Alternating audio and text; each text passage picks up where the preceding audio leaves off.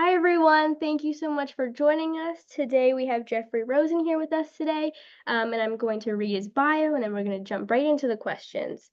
Jeffrey Rosen is the president and CEO of the National Constitution Center, where he hosts We the People, a weekly podcast of constitutional debate. He is also a professor of law at the George Washington University Law School and a contributing editor of The Atlantic. He was previously the legal affairs editor of The New Republic and a staff writer for The New Yorker.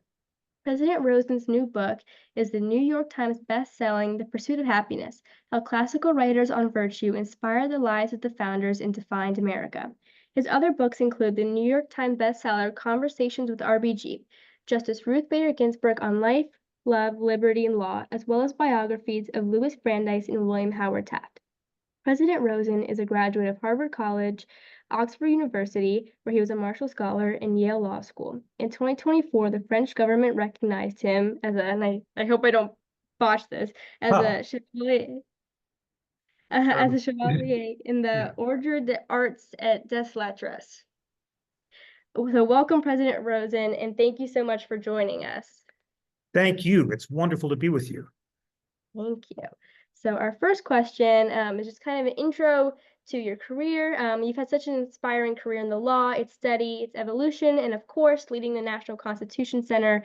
Would you mind sharing with us why you decided to dedicate your career to the law and what drew you to it? I love reading and writing. I was an English and government major in college, and I wanted to do something that would allow me to keep uh, reading and writing about history and literature and and American culture, which meant I didn't know what I wanted to do with my life. So I basically went to law school because I didn't know what I wanted to do, but I knew that I wanted to keep reading and writing and studying the humanities. And in law school, I just fell in love with the Constitution. I had the most wonderful teachers, including the great Akhil Amar, who's still a dear friend and is shedding so much light on the law. And I realized that I had a passion for learning about and teaching about the Constitution. In law school, though, I decided that I didn't want to practice law because I thought that wouldn't be my real passion. What I really wanted to do was read and write about the Constitution. So I decided to be a journalist right out of law school, which was a big decision. My mom wasn't too happy about that because she wondered how I could make a living, but I got a great break right after graduating. And I'd been an intern at the New Republic magazine in DC during one of my summers in law school. And right after I finished law school, the editor of the New Republic, Andrew Sullivan, asked me to come back and be the legal affairs editor. And that was a huge break. I just owe so much to Andrew Sullivan for that amazing vote of confidence. Um, and the fact that I wanted to go into journalism and got this great break allowed everything that followed. After being in journalism for a few years, I decided to teach law because I loved it and also thought it'd be a good steady base for a career, and was lucky enough to get hired at GW Law School and spent about 20 years after law school teaching and writing as a journalist and a law professor. And then in 2013, out of the blue, the National Constitution Center called and they were looking for a new head. And I wasn't looking for a new job, but it quickly became clear that this was constitutional heaven. It was the most meaningful job in the world to teach the Constitution at this national treasure, which is devoted to nonpartisan constitutional education. And they took a flyer on me, and I've been doing that ever since. So that's my story. Adding on to your bit about American culture and your love for it, and leading into the National Constitution Center, would you mind please sharing why it was created, what are its major initiatives and programs and priorities for this year and next? Thank you so much for asking. And I love to recite the National Constitution Center's mission statement at the beginning of all of our programs and podcasts because it's so inspiring.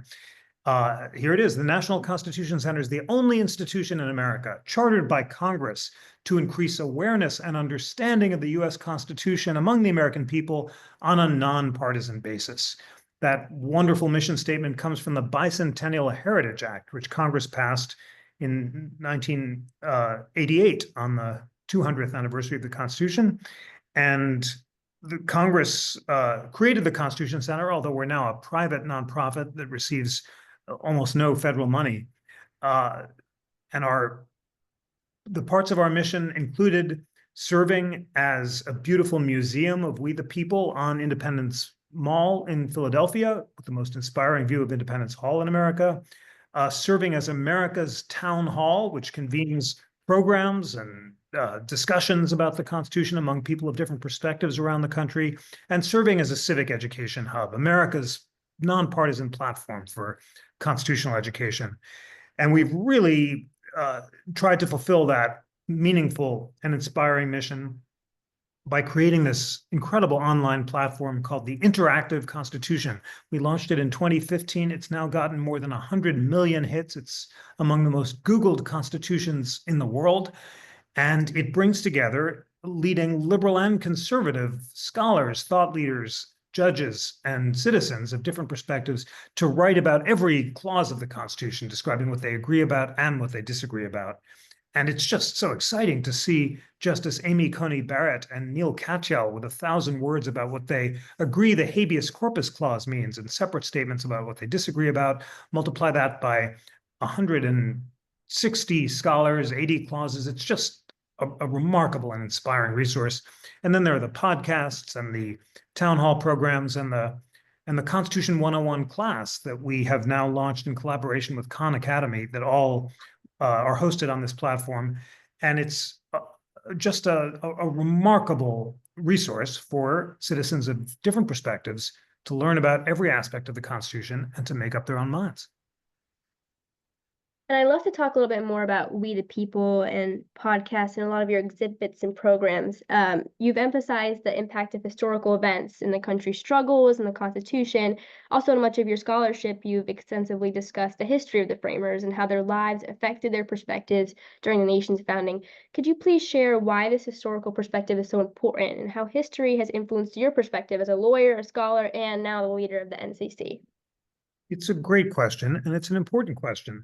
And the founders thought that unless we studied history, the Republic would fall because we would go the way of Greece and Rome and every previous republic in history where citizens surrendered their liberties in exchange for cheap luxuries and refused to exercise the civic virtue, the self-mastery, the self-reliance, and the devotion to constitutional ideals that are necessary for keeping the republic. So that's why history is so important to study, so we can learn from the mistakes of the past and live up to its best ideals.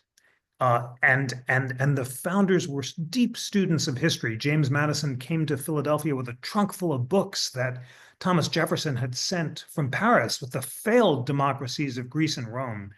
And based on his careful study of the defects of the ancient confederacies, as he called it, Madison constructed the whole Constitution to slow down deliberation, to prevent hasty, impetuous factions or mobs from forming, and to give citizens a chance for the sober second thoughts that are necessary for devotion to the public good. If we're just in our own heads and we're selfishly focused on what's in this for me, then we retreat into our filter bubbles and echo chambers and also partisan camps. And we refuse to do the hard work of deliberating with our fellow citizens, learning from them, opening our minds to the possibility of different perspectives, and engaging in that work of civil dialogue and debate that's crucial for keeping the republic. So just to say it one more time, the reason to study history, George Washington said, there are two things we've got to do. Study history so we can learn the principles of political liberty and their roots in history, and also so we can learn and practice the habits of civil dialogue and deliberation that are necessary to keep the republic. I really love that phrase you just said of civil dialogue. And I know while I've been studying the Constitution or reading about it or learning about it in school, there are these phrases that keep popping up, or buzzwords, if you will, including originalism, the living Constitution, and the framers' intent. As you know, most of this audience, they're students, most of whom have not gone to law school yet. So, a few questions. Would you please place these concepts in a broader framework? And even if someone isn't a lawyer yet, why is this debate so important or learning about it? How does it affect them?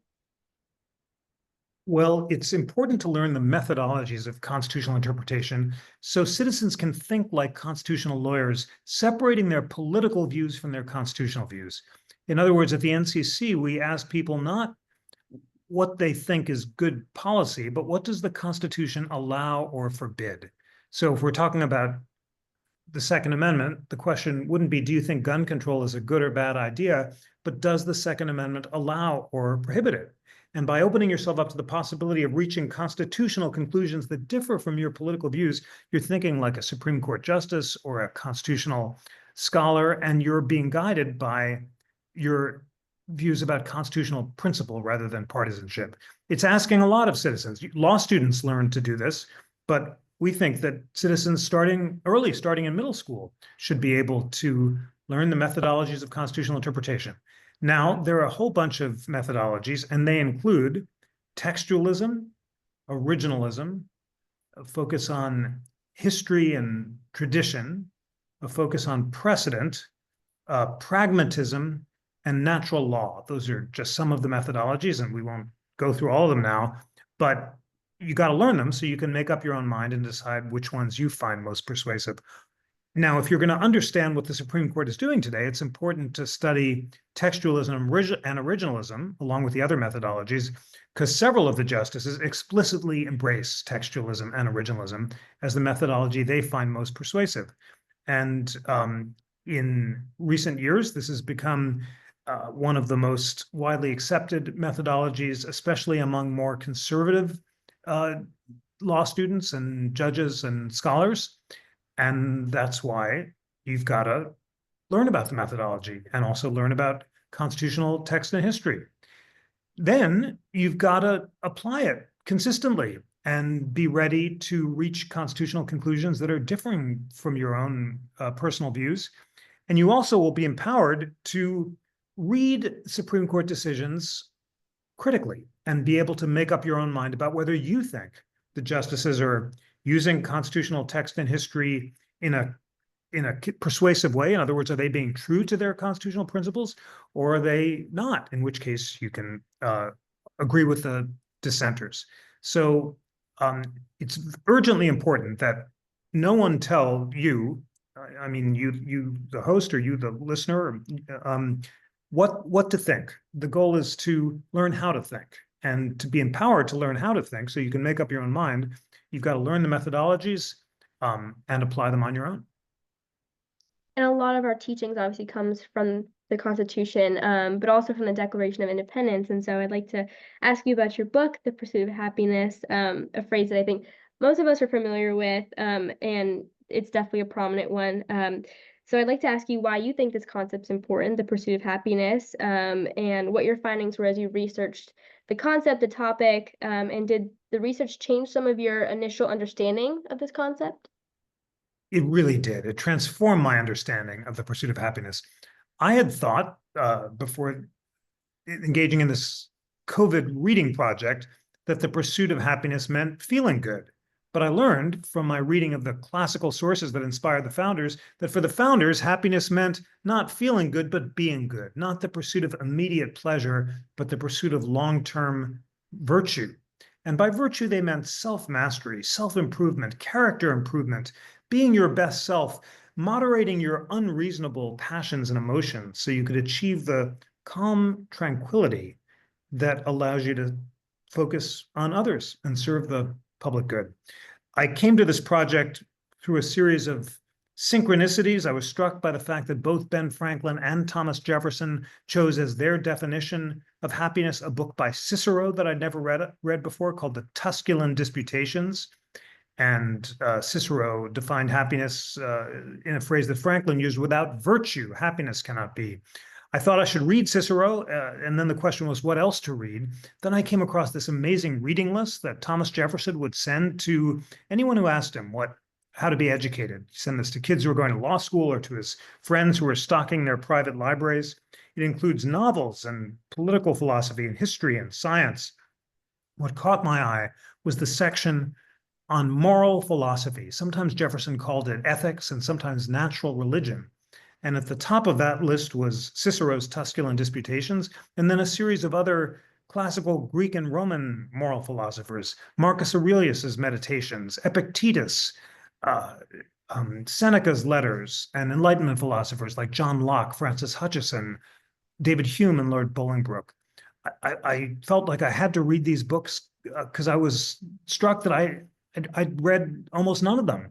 And, as we discussed, I have had the privilege of an amazing liberal arts education, and I'm so grateful to the incredible teachers in college and high school and law school and grad school who taught me literature and philosophy and history. But I hadn't read these books of moral philosophy because they'd fallen out of the curriculum by the time I was in college in the 80s. And I do remember yearning in the 80s for guidance about how to lead a good life. The 80s were the greed is good decade. Materialism and hedonism were celebrated as the key to happiness. And I found that unsatisfying and was looking for an alternative. I didn't realize, because the answer was hiding in plain sight, that this is just the question that the ancient philosophers set out to answer. So I spent a year reading those books of moral philosophy, and it changed my life by helping me understand happiness not as a quest for immediate gratification, but for long-term self-mastery and self-improvement.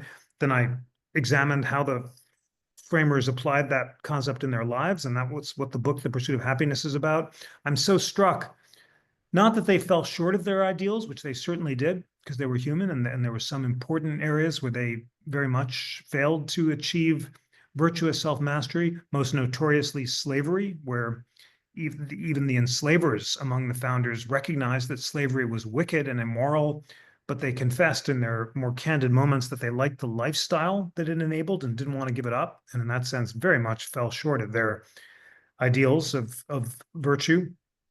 But I was also struck by how mindfully they tried to be better people. They're constantly talking about it. They're writing about it in their diaries and letters and talking to their kids about it. And it's very humanizing and very relatable to see how open they were about their own anxieties, their feeling that they were making a hash out of their lives and not living up to their potential, and their constant efforts to do better. So that's why The Pursuit of Happiness was such a transformative, shining, meaningful topic for me to write about. I've been so struck, as I've talked about it around the country, by how many people share my yearning for guidance about how to lead a good life, how eager they are for lessons from history, and also how much the takeaway from the project for me is resonating, and that's the transformative power of deep reading.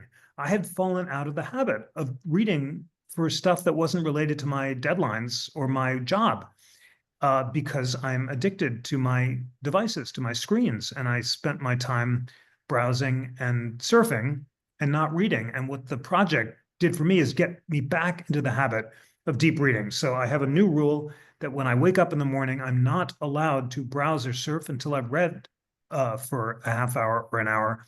And it is life-changing. I've finished another book, which is coming out in October, about the pursuit of liberty, how Hamilton versus Jefferson inspired, or rather ignited, the lasting battle over power in America. It's the story of how the Hamilton-Jefferson debate defines all of our constitutional, political, and economic history. And it's just another great topic.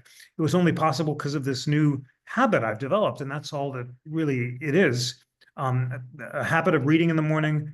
And as I go around talking to learners of all ages, I've become a missionary for the transformative power of deep reading. Thank you for sharing that. I know that being addicted to your screen is something we all can relate to. I'd like to ask you about, we just talked about accumulating knowledge and reading and deeply understanding.